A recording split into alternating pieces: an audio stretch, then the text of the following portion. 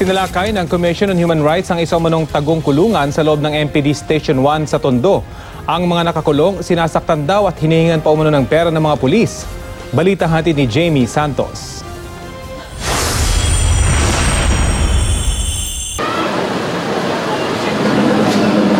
Pagdating sa istasyon, agad inikot ng mga taga-Commission on Human Rights ang MPD Station 1 sa Tondo. May tip kasing nakarating sa CHR na may tagong kulungan sa istasyon at pinagmamalupitan ng mga huli. Maging ang opisina ng hepe nito na si Superintendent Robert Domingo pinasok. Sa bandang likuran, makikita ang Drug Enforcement Unit. 3 huli na takot magsalita ang una naming dinatnan sa loob. Pero pag sigaw ng mga tauhan ng CHR kung may iba pang tao, ilan kayo? Ha? Marami. may pasigaw ng sumagot sa likod ng isang malaking tokador, kaya hinatak ito ng mga tauhan ng CHR. At doon, nabisto ang tagong kulungan na mainit, masikip at walang kuryente. 7 lalaki at 2 babae ang nagsisiksikan sa loob. Ang isa, napakapit ng mahigpit kay Attorney Gilbert Boyser ng CHR nang makalabas, sabay pagmamakaawa ng tulong.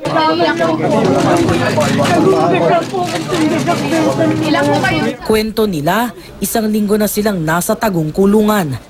Bigla na lang daw silang pinaguhuli ng mga pulis pero di nila alam anong dahilan at pinapaamin sa mga kasalanang di naman daw nila ginawa.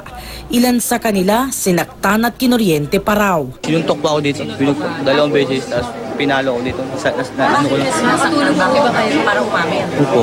Anong pinapaan? Ilan mo kayo din sa loob? Yung kung saan pa ako doon kumukuha ng ganun. Ay hindi po ako magano. Pagdating ko po rito, pinakapamin po nila ang pilit, tapos kinuryente po ako, inuntog pa po ako rito. Tapos ayaw po nilang tumigil. Tapos pinapasok po ako, pinatawag po ako ulit. Nung Apolonio po, tinawag po ako nung Apolonio. Ilasigan po yung mukha ko, tapos kinuryente po ako ulit. Hiningan pa raw sila ng 40 hanggang 200,000 pesos. Anak ng tinapay ito mga ito.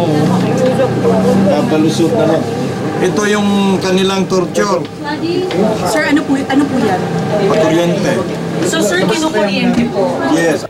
Sabi ng hepe ng istasyon, meron po yung exhaust fan, meron po yung urinals, meron po yung electric fan. Yung mga babae po nasa labas, yung mga lalaki po, nandun po yan, meron po yung divider. iginit din niyang hindi pa sila pwedeng isama sa kulungan dahil di pa sila naisasalang sa inquest proceeding. Paliwanag naman niya kung bakit sila ikinulong kahit wala pang reklamo. Madaling araw na huli yan sa one-time, big-time operation. Kaugnay naman sa paghingi umano ng pera. Their words against our words, ma'am. Aligasyon na lang po nila yan. Tumanggi ang pulisyang pasamahin sa CHR ang mga preso dahil kakukulong pa lang daw. Pero nang tanungin kung dokumentado ba ang pagkulong sa kanila, Ginagawa na po, ma'am, yung mga papeles. Nangako nga po ako, ma'am, sa CHR kanina na kung hindi ko po ito maipapa-inquest, I will tender talaga, ma'am, my resignation, ma'am. iisa lang din daw ang kanilang computer at iisa ang investigador kaya nagkaroon ng pagbagal. Jamie Santos, GMA News.